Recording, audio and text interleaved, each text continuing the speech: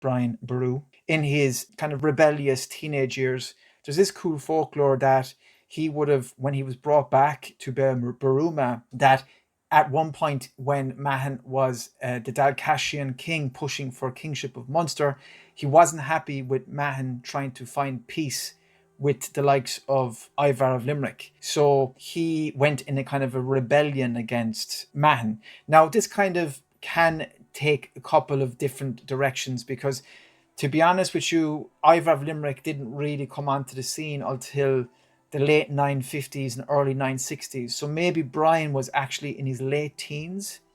But anyway, the point is nobody really knows if this is true or not because it is kind of folklorish, and it also takes on this kind of Fionn and the Fianna kind of aspect where he goes off into the woodlands of the surrounding mountain areas, Cragley, and I think there's a place called Slieve Burna, basically all along the Loch Derg, River Shannon, and he would have been attacking the Viking outposts such as Tradry near Bunratty, places like that.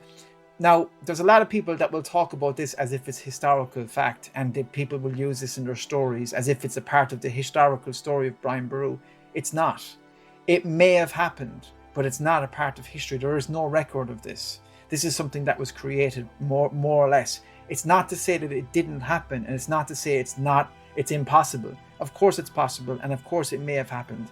But don't talk about it like it's historical facts. It's very lazy type of research and a lazy type of way of telling the Brian Boru story, and it keeps adding to the legend of Brian Boru. It takes away the credibility of them because they're using folklore to tell the history of Brian Boru because it's so dated and it's so romanticized, and it turned into a fantasy. And the whole point of me doing the series is to kind of bring us out into the realities of the actual real story.